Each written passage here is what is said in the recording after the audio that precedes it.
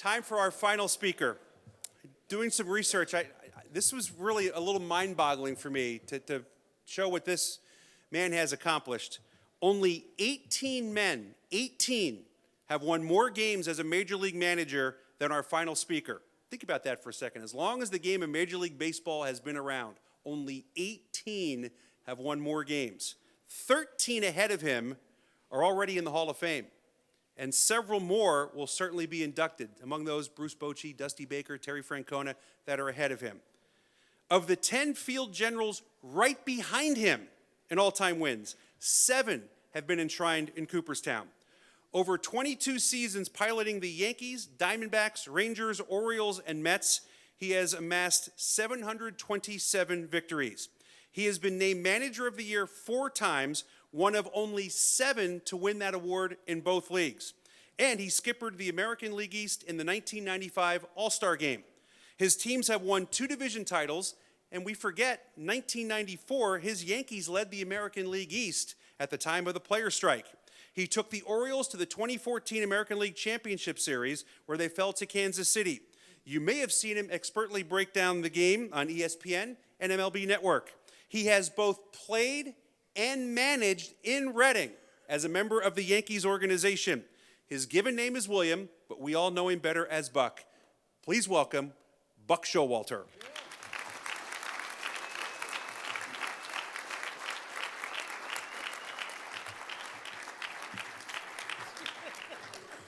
I tell you, fallen Gary, you're special. God bless you. You know, I just want to say this. I went to one of the smallest public schools in the state of Florida, Northwest Florida. And people say, what are your great memories of your career and what have you? Probably one of my top memories is the high school state championship my senior year. I can tell you every teammate, I can tell you how the game went down. It's all relevant. And as you get, young people here today, as you get older, you're going to reach back for memories. You're going to need to make some memories. But life's pretty simple right now. It'll get a lot more complicated as you get older. Then when you get Gary and my age, it gets back simpler again because you don't care anymore, right? Listen, Gary brought it up, so I know it's been bothering you for a long time about Barry Bonds. I don't know if he missed a couple of details, not that I remember. With the Diamondbacks, I got Greg Olson on the mound. As you know, in Candlestick, it can be 80 degrees, and 10 minutes later, it can be snowing. It's unbelievable. So we got a rainstorm in the 9th inning. We got a 3-run lead. And Barry had come in. He didn't start the game. He came in a double switch in the 7th inning. And Jeff Kent was not hitting behind him. Brent Maine was, not that I remember. and he was 7 for 11 off Greg Olson, the starter, with 4 home runs, not that I remember. This ain't right now, we had analytics too, okay? So I didn't like the chances of Olson had thrown 37 pitches at the time, trying to close the game out, slipping and sliding, curveball and everything. So I saw this whole inning developing. I said, I ain't going to let that sucker beat me. I ain't going to let that sucker beat me. We come around, and sure enough, he's hitting. And he's got Brent Maine behind him. I can go home and put my head on the pillow if Brent Maine beats me. I ain't going to put my head on the pillow. So I put up 4. Catcher looks over me, and he goes 4.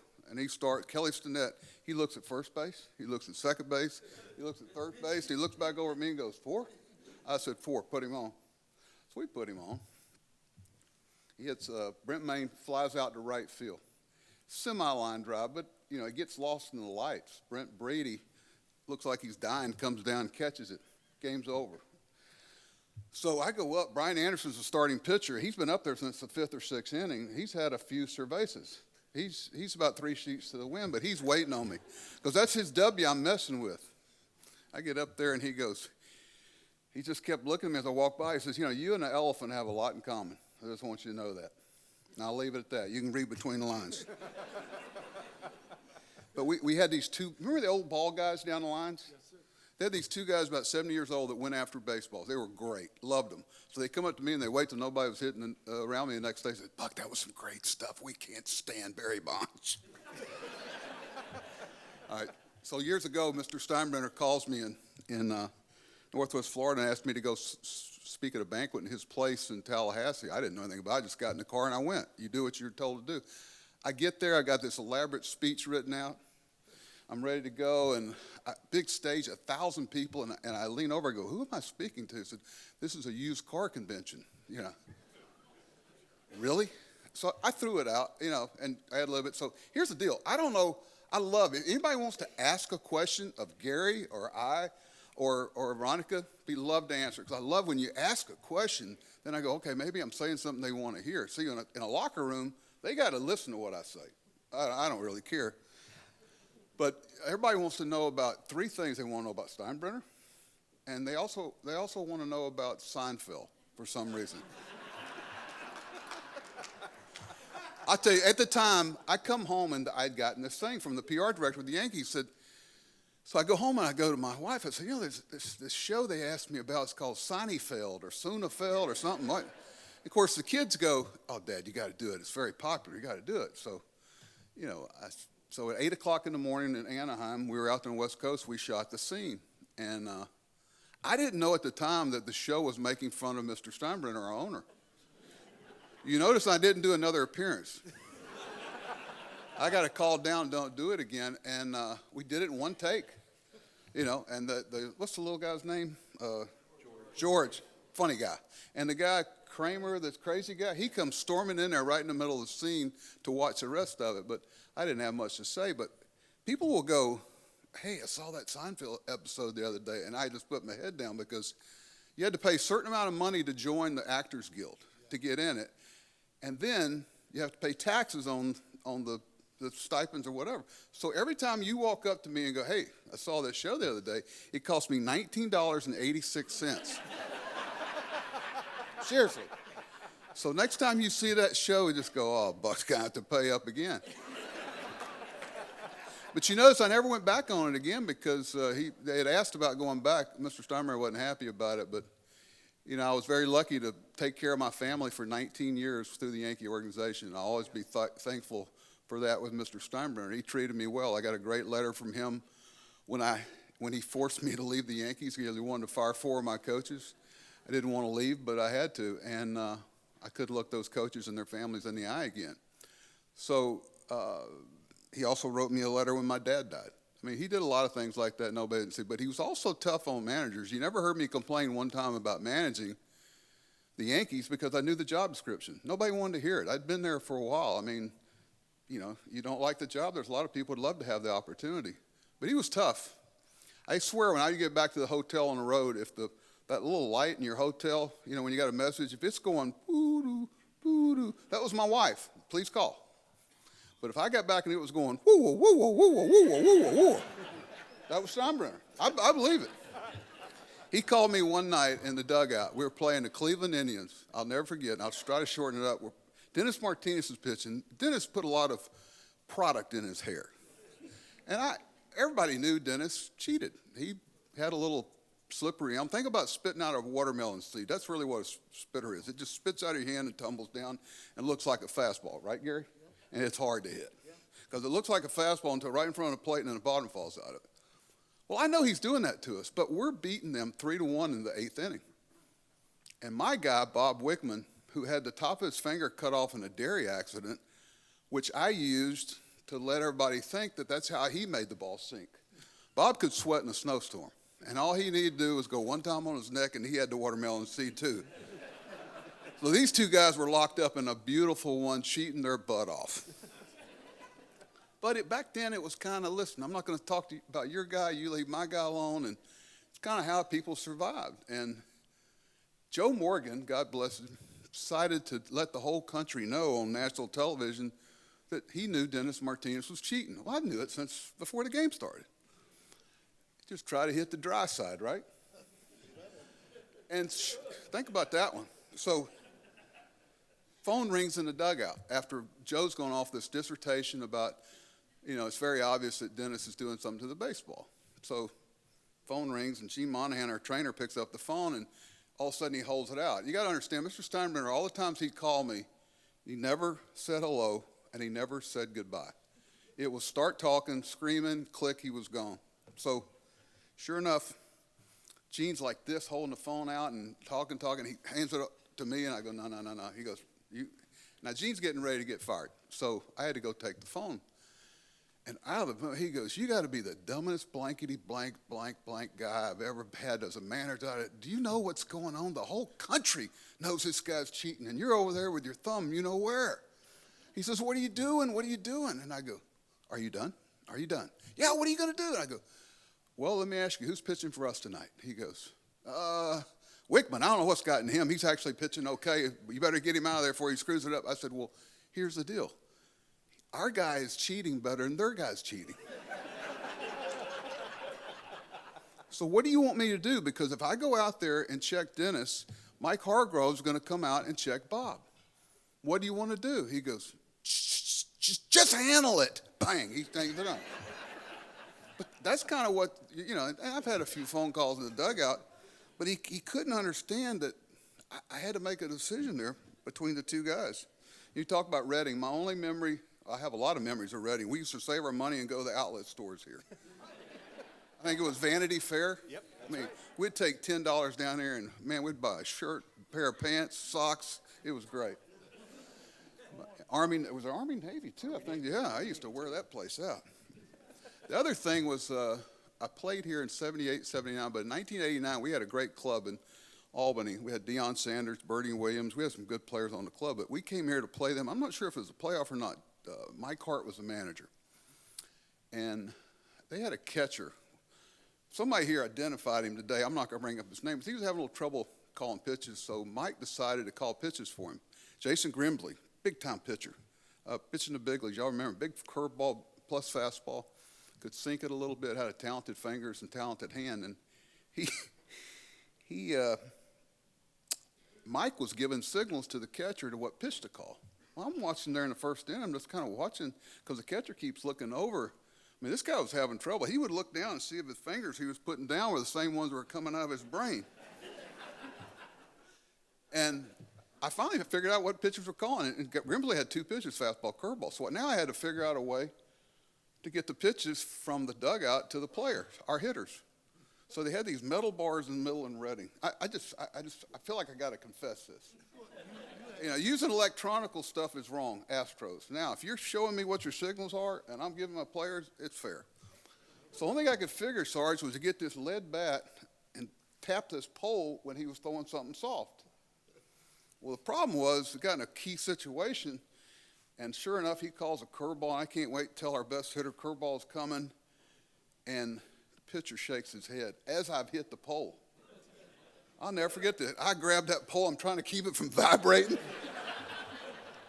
That's my memory of Reading. But, you know, the next day, Grimsley said in the paper, he says, you know, I don't know what was going on. It was like they knew what was coming. Later, I told Mike Hart, who I played with in AAA, I go, Mike, we did know what was coming. But, listen, I know it's been a long night in a lot of ways. I'm so glad we got to honor everybody. Anybody got any questions for Gary or Veronica? I'll sit up here and talk all night. I got nowhere to go but fly back to Texas tomorrow. Huh? No, Gary. By the time you got through. Get in the way of a good story. Exactly. I have more stories. Oh, you got great stories. No, I'm not going to. You know, we're among friends here. You know, I hear all these things. You know, I was talking to Veronica about is one of the things I first do is you go into these different organizations. You go there because they're not very good. You know, great jobs, you know, you go in there because there's a problem. So you got to identify the problems. And I always ask the owners, I go, what do you need me to bring? What do you think you're missing? And one of the things, like when I went into with the Mets the first year, we were able to win a lot of games that first year. And I went in, there were sayings all over the walls. I was telling Veronica, there's, you know, this and that, and quotes from Einstein and all this stuff in the weight room. And Gary, have you ever read a quote on a wall in a locker room and made you play better and went, oh my gosh, I never even thought about that.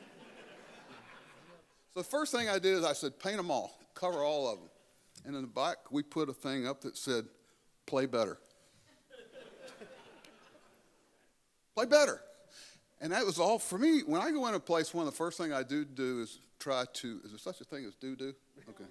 Oh, there is, trust me. Anyway, is eliminate the sympathetic ears. I did. And, you know, they may have a point. I wanted to get to a point in our locker room where I would tell them that you're going to do this, and this is going to be for the betterment of the team. And they would go up to her teammate, and the teammate he would go, she didn't want to hear it. Okay, he doesn't want to hear it. Sorry, she doesn't want to hear it. Oh, wait a minute. Maybe it's me. It's like the guy that's been divorced 5 times. I go, hey, maybe it's you. So, I just wanted them to think, play better. You talk about fans, whether they're Philly fans or Yankee fans or whatever. That's all they want. They don't want to hear about all the labor you're going through. I tell people after, hey, it's been a tough road trip and you got in late at night. I said, let me get this right. We travel in charter planes. We stay in 5-star hotels. We get paid crazy amounts of money to do this. I'm talking about the players and what have you. I said, the guy working 9 to 5, whether he's driving a truck or doing this, or the wife that works, they don't want to hear it. They really don't hear about your problem. Oh, my God, I had to play a doubleheader. Oh, I need to have my load managed, please. They don't want to hear it. I said, post up. I said, one of the first things I look at when I'm evaluating a player is games played. Games played. Because they can say, well, all you want to, he's got all this ability, but he don't post up. Take a look at Gary's games played sometime. You wonder why he had to sit in a chair? You wonder why he had a chair back there? Understand, they play 200 games counting spring training a year, 7 days a week. I had to do a thing at ESPN years ago with one of the football coaches, McNeil. Anyway, so we were supposed to debate football and basketball on the air. I said, Coach, let me ask you, what do you do on your off week? What? I said, yeah, you have an off week. We have an off day spent traveling. But the ability to play a sport 7 days a week, there's nothing like it. Your mental and emotional temptations to give you mental and emotional days off, physically it is what it is. You go into overdrive. But, I chuckle when I hear a football coach say, we weren't ready to play this week. This week? This week? Was that before or after your off week? Now, I understand football is a little more challenging. Don't anybody, I got it. Hey, how about those Eagles? Anyway. No, but I became friends with the Ravens coach, John Harbaugh, and been texting back and forth with him. He's trying to talk me into, he said I'm their good luck charm. He said, why don't you go to Buffalo with us? I said, Buck don't do Buffalo in January, I can tell you that. I'm not going there. Come on, Veronica didn't know she's supposed to ask questions. Come on, I hope it's for, all right, bring it on. What was going through your head when the Phillies brought Jeff Francoeur to pitch a second inning in 2015 when you were a manager with the Orioles? What did I think about? When the Phillies, they had brought Jeff Francoeur in the pitch. Well, we were beating the hell out of them. And then you pitched a second inning. What was going through your head? I wouldn't have done it. Jeff, the problem with that, years later I worked with Jeff, and, his arm, he didn't play. I think he ended up going on the IL because that second inning, that people think pitching's easy. That second inning, he tried to throw too hard, and I think it's a testament. I was just thinking what a risk it was running him out there, because one thing, you never want to throw a guy that has a good arm. You want to listen, if you're picked to throw in one of those blowout games as a position player, you ain't really well thought of too much. And Jeff was well thought of. I know because I pitched in a lot of minor league games as an outfielder. You ever pitching a game? No. See, there it is. They didn't pitch him. No, but that memory was, I remember when it was happening, I was going, ooh, this is a risk to run him out there again, but it was somebody else's player. Yes, sir. Tell them the story you told us bringing you back from the airport. You almost became a really mad. Pardon? The story about you almost became a really mad. Oh, that's not. They got a good manager. I interviewed for when they hired Joe. I interviewed with the front office, and I didn't realize there were 2 families that owned the team. Yeah. The one family I felt pretty good about that, and then the other family, I didn't realize there was another family. But it all happens for a reason. I'm not one of those guys, like Gary says, I don't lay around and think, you know how lucky I am? I came from little bitty public school, one of the smallest in Florida. I had to hustle for a prom date. We were at 50 people in the whole school. I actually went across the state line for mine, but anyway. Oh, it was legal. Don't take that in the wrong way. No, I'm good. No, but Joe was Joe. They hired a good man in Joe, and it all worked out. I ended up in think Baltimore, I don't know what it was. It might have been after that. They all run together after a while, but it's been an honor. What? You got to, hey, I'll tell you about Veronica. I was reading up about her, and the fire department stuff, that's pretty impressive, okay? But believe me, people in the industry don't talk about her being a female coach. They talk about her being a coach, and then who happens to be a female. And Gary hit on it too. You know, that's what I love about sports is it's a great equalizer of men and women, black, white, green, purple, female, male. If you can help me win, you're with me. I'll take you.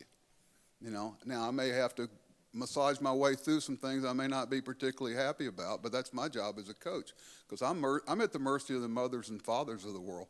Because by the time I get a guy at my level, he's pretty much formulated the way he's going to go about his business, what kind of teammate he's going to get. If I have a choice between watching Gary take BP or spending some time with the people that brought him up and he surrounded himself with, I get a better feel from watching the other. I tell scouts all the time, I go, wait a minute, now you went in to watch a player and you got rained out. He goes, yep, I got nothing. I go, what do you mean? You watched this guy, but you didn't see him play. You should have 10 things on him. Did you sit down with his mom and dad or brother and sister? Did you go to his homeroom teacher? Did you go to his guidance counselor? What kind of car or truck did he drive? Did you talk to his brothers and sisters? What kind of teammate was he? Did he have a full beard? And he said, what? I said, yeah, you never want to take a high school kid that's got a full beard because they're not getting any better. That's it. Their growth plates are closed. I'm telling you, I get a guy 18 in the minor leagues and he had a full beard. I went, man, I ain't going to make it. There are exceptions to everything. I always wanted a guy with a high butt. I'm just going to tell you. Those guys out with a pancake rear and real flat, they just don't have the leg drive. I'm sorry. I'm telling you some secrets here. Am I right? Stand up, Garrett. Stand up.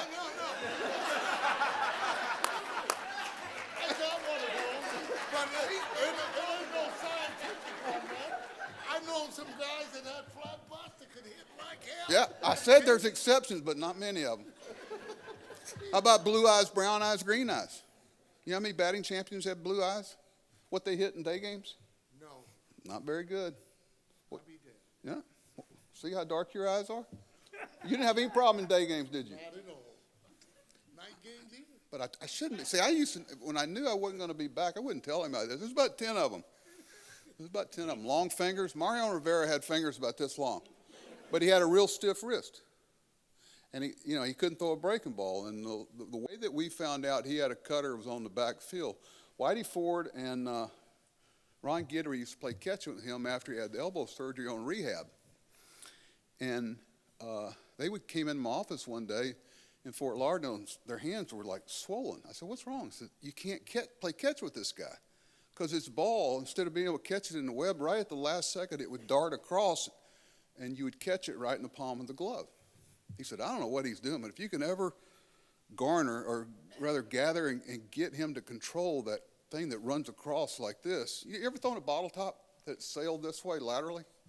That's what he had. But it was because his wrist was so stiff, he couldn't throw a curveball. But he could make the ball move, and he could dot a Nats rear. He was tough, man. But I used to have him play center field on day games when we were in the instructional league because he was such a good athlete.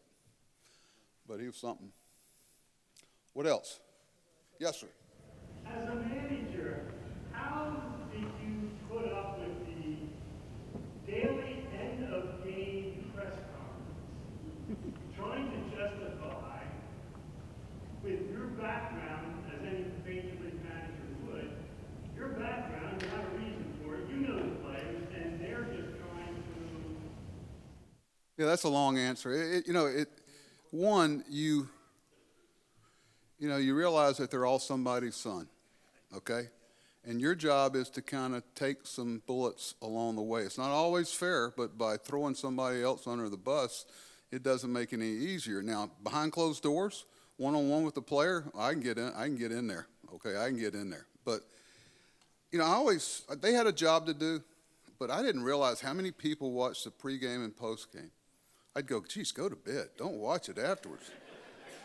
But, I had I can say it now, little secrets, like especially in New York and some of the places. One of the toughest places I had was Texas. In New York, there was competition for being accurate. The more people, but in Texas, it was just people tripping over each other. See, they don't want to be right, they want to be first. There's a big difference in the two. So I had a thing like, if you'd asked me a really good question, the thing that's changed today is people don't watch the game. It's not, they're typing something in what do you call them, tweets or twats, whatever they throw out there. I don't know what they call them. And they throw them out there and they throw them out there. I don't even know what they're called, could care less, but they're typing in the game to be first instead of watching the game, because I know they don't watch the game. The game may have been decided in the second inning. Now, you don't repeat the tweet thing. I think okay, we're all right, okay. So we go, yeah, I got in trouble with that one too. I came home one night, I said that on the air, and my wife said, please don't say that anymore. So anyway, I lost my whole train of thought, but I would go to them. They actually, every once in a while I'd get a question that I said, wow, they actually watched the game. It was a tough question, and you had to be careful how you answer it. But I'd always say, let's say you're the person that asked the question, I'd go, boy, that's a really good question. What do you think? What do you think? And they can't help themselves. You have asked their opinion. They're going to start talking, and they're going to answer the question for you. I'll go, you made some really good points. I'm going to think about that and get back to you. What else? They can't help themselves. Everyone, but you knew who actually watched the game. But that's one of the biggest changes in the game is the people that ask the questions really don't watch the game and really don't know what questions to ask.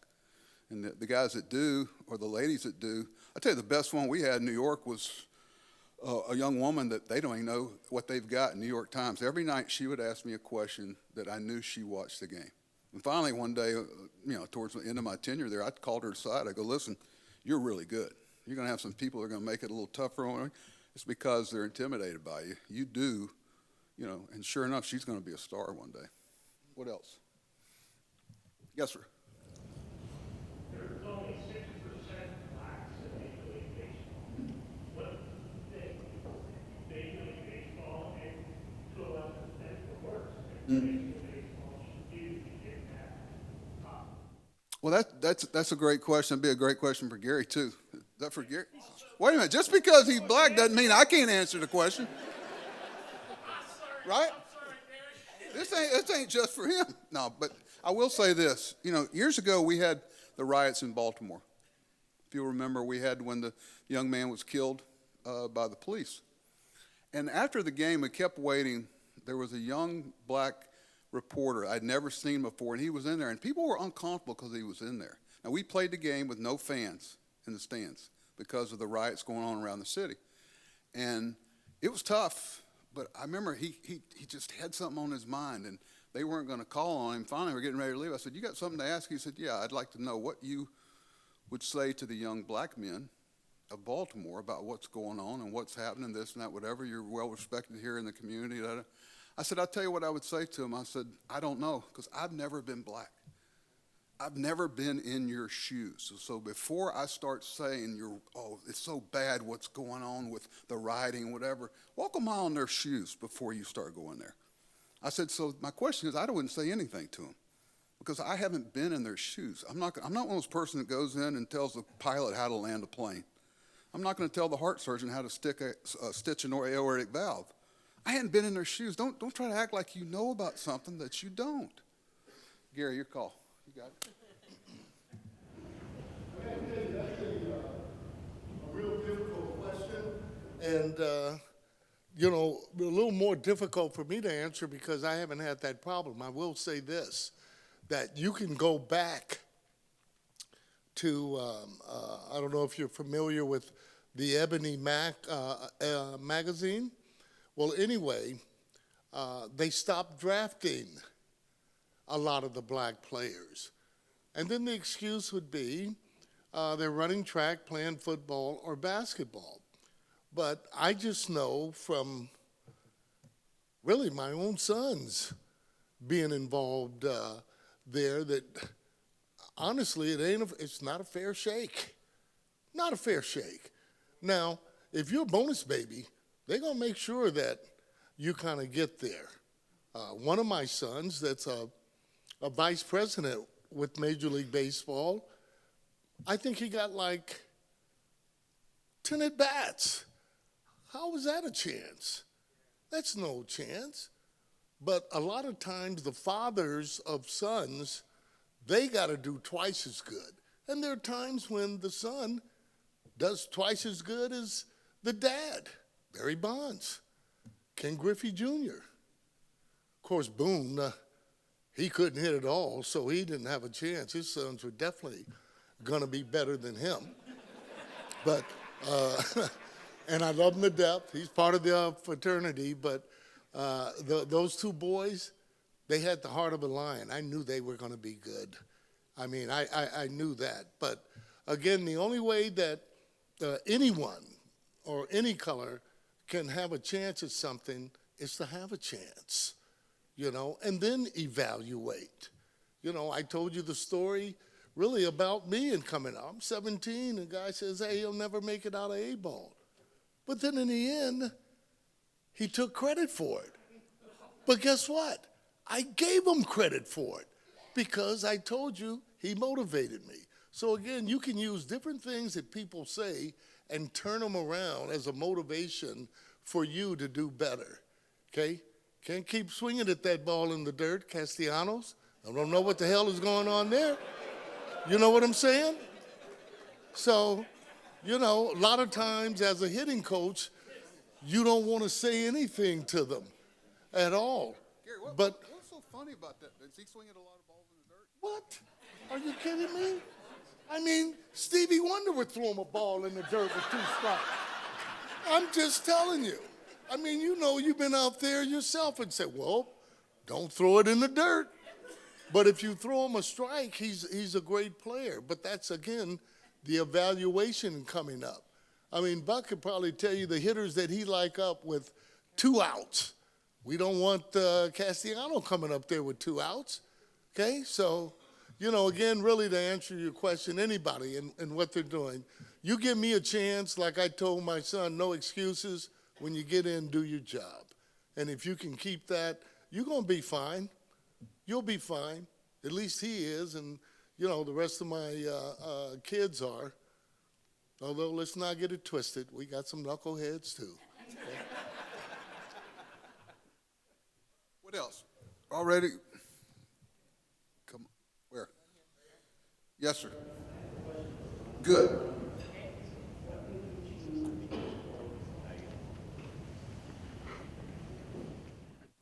I was born with it in my blood and in my mind and in my heart. I wanted to play since I was a little girl.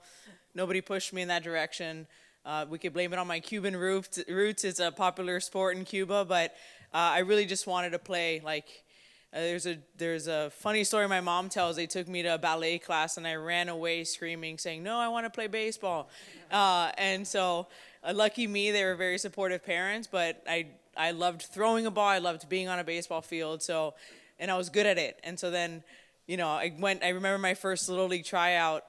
They would put all the players at third base, and you had to throw across the field, and they would evaluate and draft teams and stuff.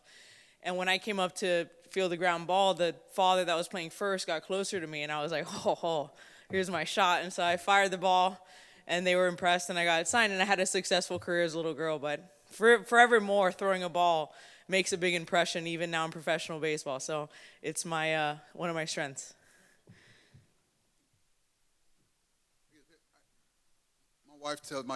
My daughter tells a story years ago. After a win in a day game, whatever, we would let the boys into the locker room at Old Yankee Stadium. And my daughter, I came out one day and she wasn't happy. She says, Dad, why do the boys get to go in and I don't get to go in? My wife looked up, okay, I want to hear this answer, okay? So sure enough, every Sunday we had Girls' Day. And I thought it was sending a really bad message to the players that you were only approachable after a win. So win, lose, or draw, they came in. But boy, to see those boys sitting out in the hall on their thumbs and the girls marching into the locker room, oh, I got a lot of points from that. That was cool. But they still tell that story. So I always thought my daughter would be the first female GM. Huh? She should have been. She knows more about the rules than I do. What else? Yes. Hey, Buck, out of all the guys that you managed as players, with money not being a factor, which player you would have wanted for your son-in-law? Let's talk about this. Believe me, I have some life moments with these guys. You know, I tell them all the time, you know, stuff's going to come and go. I had this long talk with Lindor with the Mets. I said, hey, the biggest challenge you're going to have in your life is being a good father and a good husband. I said, this stuff that you got going on with the batting average and all this other stuff, it's going to pass. I said, believe me, when you get to be my age, you're going to look back and, you know. So that's a great question. I'd have to think about that one. And I'm real picky where it comes to my daughter. I'll tell you, my wife tells a story about when opening day with Baltimore, my now son-in-law comes in. We get through with the game. My whole family's in town. We won the game, and I'm back at the house, close to dark. And I always would go in my office and collect my notes and thoughts from the day and get ready for the next day. And I always leave the light off in my office at the house. Well, he comes walking in, and I could tell he was nervous. He wanted to ask for my daughter's hand in marriage. And he said, I'd really like to talk to you about, you know, I really love her. I said, turn the lights on. And I said, listen, are you sure about this? Because my daughter's a load. He goes, what? I said, no, I love her. I said, no, this ain't about love, okay? You're a load. And she was and is, in a good way. Well, next thing I know, he's got sweat dripping off the end of his nose and everything. And I said, here's what I want you to do. I want you to think about it and see if you're really in this stuff for the long haul. Really see, you know, if you really think about this, because this is not for the weak-kneed and the faint of heart. So the next day I'm driving to the park, and my wife comes out, and she goes, well, hey, by the way, what did Andrew come in the house for yesterday? Oh, he just wanted to ask about getting my permission for them to get married. Oh, that's great. What'd you say? I said, I told him to think about it. He told that at the wedding, and my wife's still mad at me about that. Because she was afraid Allie was never going to get married. But you know what, that question, my players, boy, that'd be hard. I tell you, Gary's son was a good kid. Gary's son was a good kid. He, let's see, I'm trying to think. J.J. Hardy, solid human being. Nick Markakis, solid human being. Matt Wieters, solid human. That's one of the reasons we had a lot of success. They let me, you know, you want me to fix supper, but you won't let me pick the groceries? Well, I got to pick a lot of the groceries in Baltimore before the last couple of years. We got to surround ourselves with people that fans could trust, in a nutshell. So I'd be picky about that. What else? Yes, sir. What was your best decision as a Royals fan?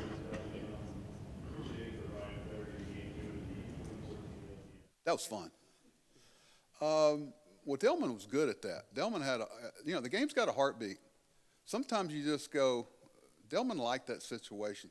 Delman could get a big hit off a good pitcher late in the game. You put him out there with first 4 innings, he may just kind of mail it in. Nobody on base, he's not interested. But let me tell you something. You put a couple stakes out there, and you put the game on the line and tell like you said, you can't do it. And Delman, I can tell you Delman's story, so I'm blue in the face, but I like getting things about players that other people didn't get. I got Delman. Delman intimidated a lot of people because they thought he was abrupt and gruff and you know, mad at the world, which some of it at times were true, but he had good reason to be. The more I got to know him and got to talk to him in my office, and I made him go to dinner with me, and I'd bring him home, and just to get to know what was driving a lot of that. And I love Delman, but well, I got to tell you something. If that's being a little tough, I think. Delman's got a good heart. I tell you one thing, I'd like to have him in a foxhole. I'd like to have him if it's flying. I'll take my shot with Delman because he's gonna take somebody with him. What else? One more. We'll do one more. That means 2. Go ahead. Okay, you're in charge.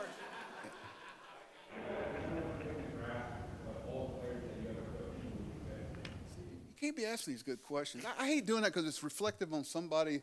I mean, I got to tell you, for a year, Alex Rodriguez he looked like a man playing with children in Texas. He won MVP, played Gold Glove shortstop, dialed up whatever the team needed. Now, Later on, we may have found out he had some help.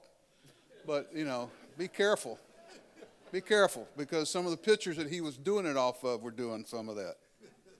So let's, you know, before we cast a lot of stones, look in the mirror. You know, all these people that holier than thou. I think about them, those players, but being in the Hall of Fame. I think that's a better question for you. But I got to tell you that. Oh, I don't know any of them. I can go around and say that. The game is tough. You know, I mean, you get your money. Now you want us to award you with the Hall of Fame? Get it. Hey, while I'm thinking about it, when you go home tonight, you get bored, look up Gary Matthews Jr. catch in center field. Greatest catch I ever saw. Am I right?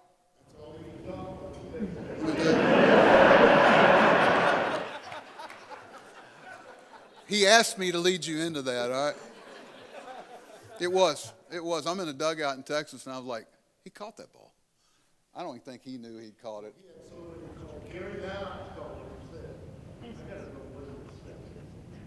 Yeah, he found a spot, went to it.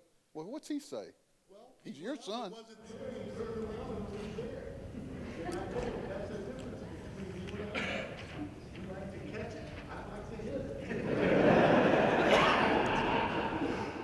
No, but there's a lot of good players to come my way. I've been real fortunate. The best pitcher, if I had to pitch one game, all the guys I've had, and I've had Randy Johnson, Scherzer, DeGrom, I'd take Kurt Schilling for one game. One game. He was, and I had him when he wasn't completely healthy, but just so far ahead of the game cerebrally. He was doing analytical stuff with pitch selection and stuff and zones long before people were even talking about it. He was special, and you know, since then he's said some things, and I don't know. But as a pitcher, man, I tell you, I had a really good chance to win when he was on the mound. One more question, and we're going. Yes, sir. What's your opinion of Richie Allen finally making the Hall of Fame and you snubbed over here? Who? You know, I can't believe Richie called me Dick Allen. One of the most good hitters in 10 years in baseball, including the other superstars.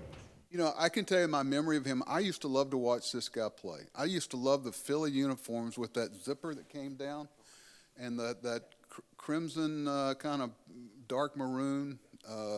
Even had a light blue uniform that had a zipper down the front. Clubhouse guys hated them because when you popped those zippers, you didn't just put another button on. You had to put the whole zipper back in. Clubhouse kids hated those things. But I remember the first time I asked my mom, baseball players smoke? Remember the cover of Sports Illustrated where he had a heater on there smoking it? Oh my gosh, they smoked cigarettes. He got in a lot of trouble for that. He did. But he was some kind of hitter. Remember that big, heavy bat? I don't know. You think you got Hall of Fame for him?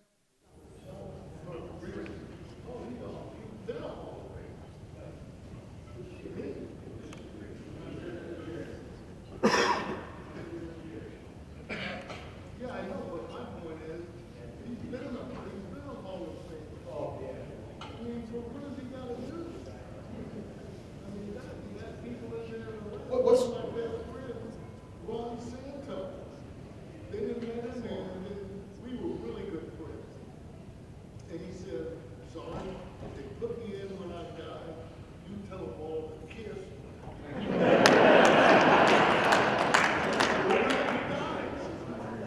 I called Billy Williams. I said, Billy, you know how I am.